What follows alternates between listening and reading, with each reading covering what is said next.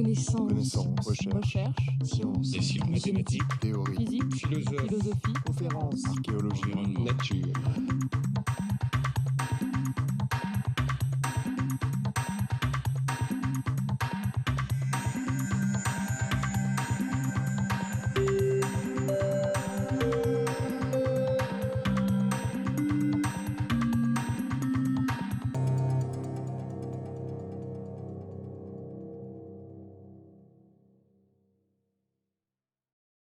Donc je vais passer maintenant la parole à Fabien Colleoni, qui est docteur en archéologie et qui a soutenu en 2007 une brillante thèse intitulée Les campagnes dans la cité d'Auch, les campagnes de la cité d'Auch dans l'Antiquité. Et pour ce travail, il a reçu les plus grandes éloges du jury. Il a été également chargé de cours et à terre à l'université de Toulouse, et il dirige à l'heure actuelle la fouille d'une mutatio, la mutatio de Vanetia, qui se situe entre Auch et Eoz. C'est un des chercheurs de la nouvelle génération les plus prometteurs, et donc je lui laisse la parole. Lorsque Strabon, contemporain d'Auguste, évoque dans son ouvrage Géographie les peuples de l'Aquitaine méridionale, il mentionne les Aoski, le peuple de la cité d'Auch, notamment pour souligner combien leurs terres sont fertiles. Cette allusion au riche potentiel économique de l'agriculture des Aoski laissait évidemment supposer des campagnes antiques densément exploitées. Les recherches archéologiques que j'ai pu conduire ces dernières années, dans le cadre d'une thèse de doctorat sur le territoire des Aoski, recherches sous la forme de prospection au sol et de prospection aérienne, ces recherches ont révélé un nombre très important d'établissements ruraux, 627 précisément, pour un territoire de quelques 3000 km². La mise en valeur des terroirs était en effet particulièrement importante, singulièrement dans les terroirs fertiles, avec une densité d'occupation de plus de 2 sites par km². D'autre part, l'apport de la prospection aérienne a été décisif pour étudier l'architecture des sites ruraux, grâce à la révélation plus ou moins complète de 60 plans d'établissements sur un total de 248 habitats. Une telle documentation architecturale offre la possibilité de proposer une typologie forcément plus sûre que celle que l'on peut déduire des seules données de la prospection au sol. Durant cet exposé, je voudrais examiner cette typologie et étudier ainsi les villas, les fermes et un ensemble original constitué d'une villa et d'un habitat aggloméré. Mais il sera souvent bien difficile d'appréhender le rapport entre représentation sociale, souvent ostentatoire des établissements, et statut juridique de leurs occupants.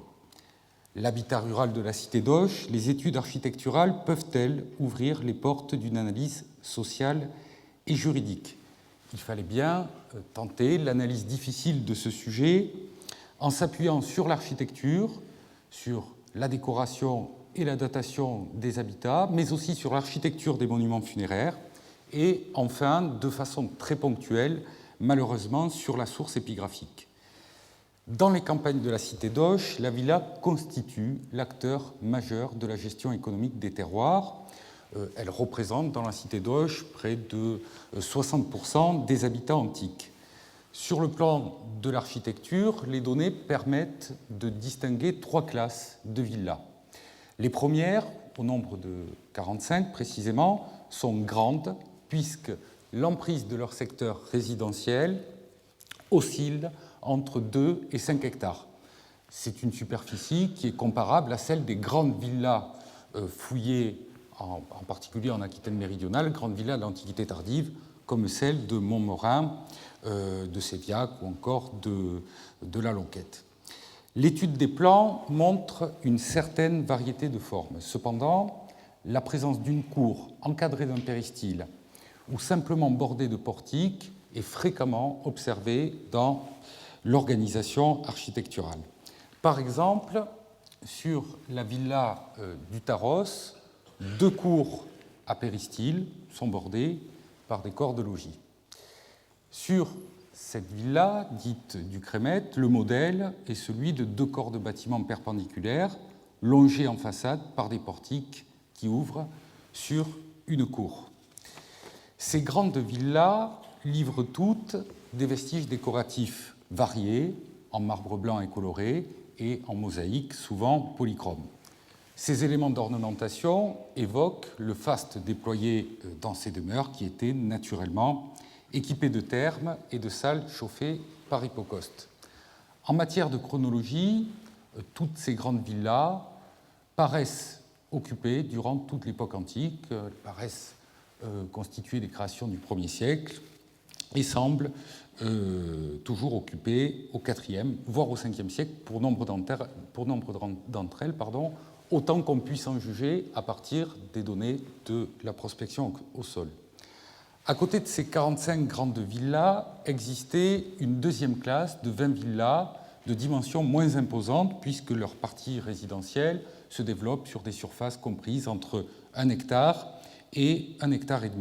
L'architecture et la décoration y sont également variées, et près de 75% de ces villas de taille moyenne sont également occupées sur la longue durée. La prospection a enfin mis en évidence une troisième classe de petits centres d'exploitation qui sont susceptibles de correspondre à des petites villas, 33 précisément, 33 petites villas potentielles, on va dire, dont le bâti occupe des surfaces modestes de l'ordre de 500 à 1000 hectares, à 1000 mètres carrés, excusez-moi. Les établissements de ce type qui ont livré matière à datation sont des créations du 1er siècle et sont désaffectés dans le courant du 2e siècle.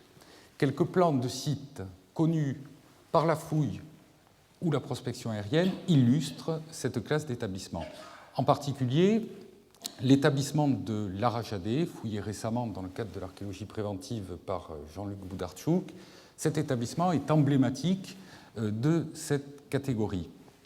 Il se compose, dans son premier état, d'une salle centrale entourée de multiples pièces. Dans son deuxième état, une galerie de façade flanquée de tours d'angle est aménagée. Cet établissement est construit dans les années 70 et il est abandonné dans les années 160-170. Nous avons donc ici, grâce à la fouille, l'attestation chronologique de l'abandon précoce de ces centres d'exploitation modestes. Alors on peut se demander si la concurrence imposée par d'autres domaines, dans le cadre d'une agriculture de rendement, n'est pas à l'origine de la disparition de ces petites villas probables. L'architecture domaniale invite naturellement à s'interroger sur le statut juridique et social des propriétaires de villas. Le caractère grandiose des villas de l'Antiquité tardive est un phénomène bien connu, particulièrement manifeste dans la province de Novum Populani. Qu'il s'agisse de villas à péristyle ou de villas à galerie de façade, elles présentent toutes des dimensions considérables et livrent toutes en abondance les témoignages d'une vie raffinée et confortable, conforme aux exigences de l'osium aristocratique. Dans l'Antiquité tardive, il est certain que les grandes villas appartenaient à de riches aristocrates. Les différences de taille et de schémas architecturaux, qui supposent des différences sociales au sein du monde des aristocrates, s'expliquent sûrement par la fonction ostentatoire de l'architecture résidentielle et par la compétition aristocratique qui trouvait dans cette architecture un lieu d'expression susceptible de matérialiser une hiérarchie sociale. Par exemple, la présence de 2 péristyles sur la villa du Taros que nous avons vue devait être du meilleur effet et devait ajouter au prestige du propriétaire lorsque ses amis lui rendaient visite. La somptuosité de ces villas de l'Antiquité tardive résulte de plusieurs phases de travaux destinés à les agrandir, nous le savons, mais aussi destinés à, transfigurer l'espace architectural et l'agrémentation décorative. Ces villas tardives devenaient, par conséquent, le cadre de vie privilégié de l'aristocratie dans l'Antiquité tardive Et certains textes de cette période ne manquent pas de souligner la douceur de vivre à la campagne. Le bonheur était dans le pré, au moins pour ceux qui en avaient les moyens. La forme de ces villas durant le Haut Empire est rarement connue, pas plus que leur degré de magnificence. Cependant, dans ce domaine, la documentation funéraire offre une illustration du niveau de richesse de ces propriétaires de villas du Haut Empire et parfois même une illustration de leur statut social. À peu de distance des villas, des tombeaux monumentaux reflétaient, avec une certaine emphase, la volonté de représentation aristocratique des propriétaires fonciers. En effet, dans les campagnes de la cité d'Auch, à côté des villas, apparaissent au cours du Haut Empire des piles funéraires comme celle de Saint-Lary. Ces piles funéraires correspondent à des monuments en maçonnerie pleine, soigneusement parmentés en petits appareils et pourvus d'une niche destinée à abriter la statue du défunt. Dans la cité d'Auch, 7 piles de ce type sont conservées et sont associées à des villas. Le lien de voisinage entre villas et piles a été démontré par des recherches récentes et il atteste donc l'existence de tombeaux domaniaux précoces.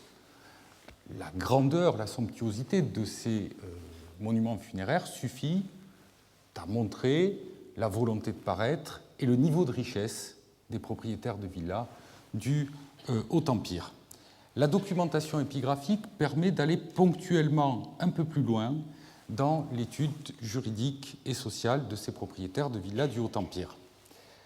À Belloc-Saint-Clamence, au sud du territoire des Aoski, une villa a été étudiée en prospection au sol. Elle est occupée durant toute l'époque antique et elle est la plus grande de la cité en termes de superficie.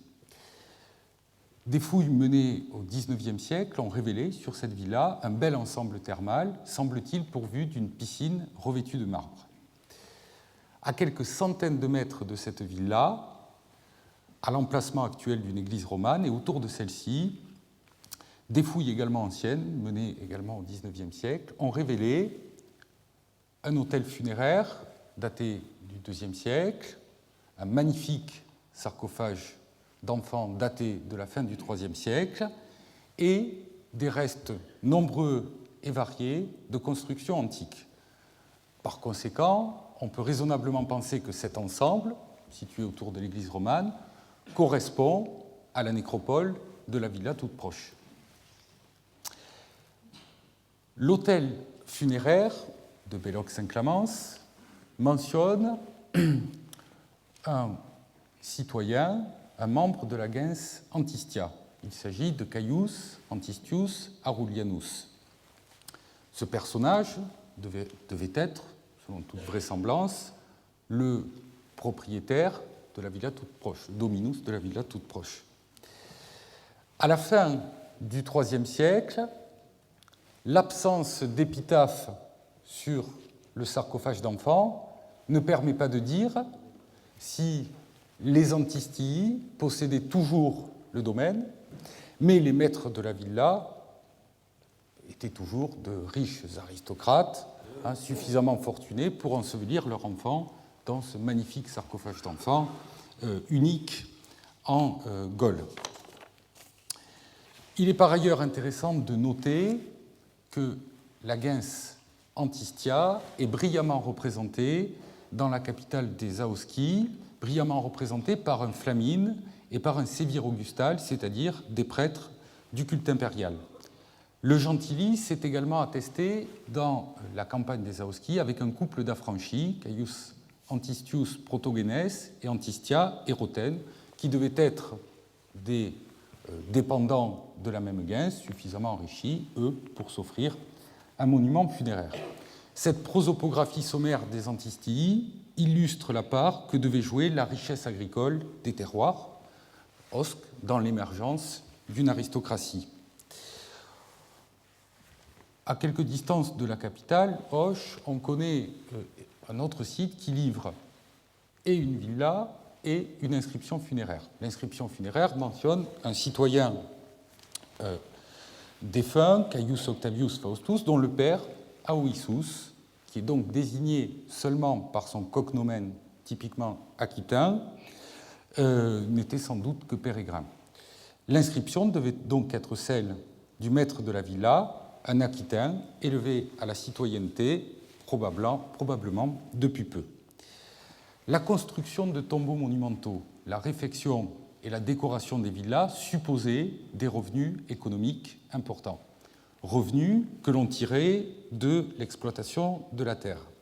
La révélation aérienne de grands bâtiments d'exploitation témoigne de l'importance de la production agricole et témoigne de l'existence d'une agriculture de rendement. Par exemple, sur la villa de la Gélote, on peut observer sur cette photographie, à côté d'une partie résidentielle pourvue d'un péristyle, un grand bâtiment d'exploitation de forme rectangulaire qui suggère une activité agricole importante, suffisante pour dégager des revenus substantiels. On peut également citer en exemple la fouille de Catherine Petit-Aupert et de Pierre Silière, fouille conduite dans la cité voisine de Lectoure, où pour la première fois en Midi-Pyrénées a été mis au jour un grand chai domanial, avec l'équipement traditionnel, fouloir, pressoir, cuve de recueil du mou et une aire de stockage du vin qui était conditionné dans des barriques. Les recherches ont ensuite révélé la présence d'habitats plus modestes, interprétés comme de simples fermes. Parmi la cinquantaine de fermes répertoriées, les 2/3 paraissent être des créations du 1er siècle et paraissent être abandonnées rapidement dès le 2e siècle, vraisemblablement. La fouille de l'établissement de La Pouche, à proximité d'Auch, confirme cette chronologie, puisque cet établissement apparaît dans les années 40-50 et il est délaissé à une date indéterminée du 2e siècle. Il s'agit d'une construction très simple, il s'agit d'une construction rectangulaire de 15 mètres sur 5 mètres, composée de 2 salles. Alors on peut évidemment s'interroger sur la destination d'un tel ensemble et hésiter entre annexe agricole et ferme. Mais la variété du mobilier découvert sur ce petit établissement plaide davantage en faveur de l'identification d'un habitat. Une dizaine de plans photographiés d'avions sont tout à fait comparables à celui de La Pouche, en particulier celui des rangs qui présente un plan qui rappelle à l'identique celui de La Pouche. Cette catégorie de petits établissements suggère l'existence de petits exploitants, petits propriétaires ou simples métayers dépendant des grands domaines. Mais peut-on déterminer le statut de ces établissements ? Dans l'état actuel des connaissances, l'abandon au IIe siècle des petites exploitations, ce que j'ai proposé de voir également comme des petites villas comprises, l'abandon donc de ces petites exploitations au IIe siècle paraît coïncider avec les premières campagnes de travaux sur ce qui deviendra dans l'Antiquité tardive de très grandes villas. Si bien que l'explication socio-économique classique de ce phénomène de désaffectation de l'habitat modeste, des centres d'exploitation modestes, consiste à évoquer un mouvement de concentration foncière, si l'on admet l'existence de petits propriétaires libres, ou bien un mouvement de centralisation foncière, si l'on préfère ne voir qu'une paysannerie dépendante.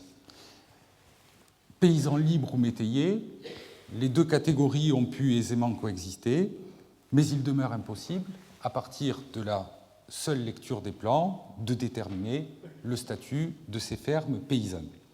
Enfin, je voudrais souligner l'originalité d'un site exceptionnel dans l'Aquitaine méridionale. Il s'agit du site de Saint-Paul, situé à une quinzaine de kilomètres au nord-ouest d'Auch. Ce site se développe sur la terrasse d'un petit bassin versant et occupe une surface d'environ 7 hectares. Une partie seulement de cette surface est bien connue grâce à la photographie aérienne. Sur cette photographie aérienne, vous pouvez observer la présence de 5 bâtiments disséminés et d'orientation identique. L'édifice 1 se compose d'un bloc linéaire flanqué de 2 ailes délimitant une cour. La prospection au sol a livré beaucoup de mobilier céramique, ce qui laisse supposer qu'il s'agit là d'une habitation. L'édifice 2 pourrait être un sanctuaire de type Fanum. L'édifice 3 correspond à une petite habitation organisée autour d'un péristyle. L'édifice 4 pourrait être, lui, dévolu à l'activité économique, compte tenu de la faible partition de son espace architectural. D'autre part, donc, on a donc ici, de toute évidence, un ensemble aggloméré, un habitat aggloméré. D'autre part, sur le plateau qui surplombe cet ensemble aggloméré, donc ici, la prospection aérienne a révélé cette grande demeure qui présente un plan en U. Les 3 corps de bâtiment sont logés en façade par une galerie qui ouvre sur une cour. Cette construction devait être richement décorée, si l'on en juge par la fréquence, le nombre important de découvertes somptuaires faites en surface. Et le problème étant d'analyser le rapport entre cette demeure aristocratique qui présente toutes les caractéristiques d'une villa, au moins de la partie résidentielle d'une villa, et l'ensemble aggloméré sous-jacent. Alors, des arguments de nature architecturale, de nature topographique et de nature chronologique permettent de proposer quelques éléments d'explication. Sur le plan architectural, 3 points sont à relever. En premier lieu, l'importance du site de hauteur est mise en valeur tant par ses dimensions que par la rigoureuse ordonnance de son plan par rapport à l'importance moindre des maisons de l'ensemble aggloméré, plus petites, et à l'organisation architecturale moins élaborée. En second lieu, on constate que les portiques de cette villa s'ouvrent vers l'ensemble aggloméré. En dernier lieu, la maison aristocratique de hauteur et les maisons sous-jacentes présentent une orientation semblable.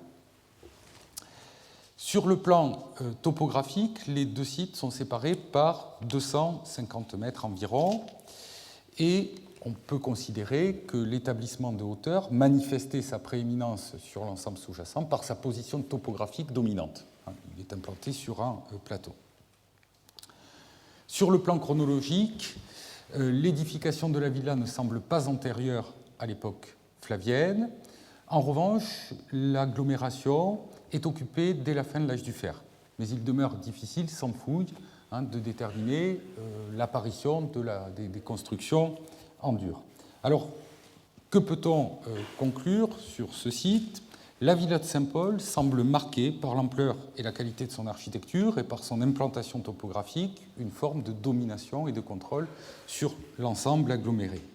Il paraît donc plausible d'imaginer que nous sommes en présence d'une villa dont les propriétaires contrôlaient une population de dépendants. Je dirais simplement 2 choses avant de terminer. Le site de Saint-Paul appartient à une série de sites mieux connus aujourd'hui qui regroupent des bâtiments de villas et d'habitats groupés. On peut citer l'exemple emblématique de Bielsbrück en Moselle et d'autres exemples récemment signalés en Narbonnaise.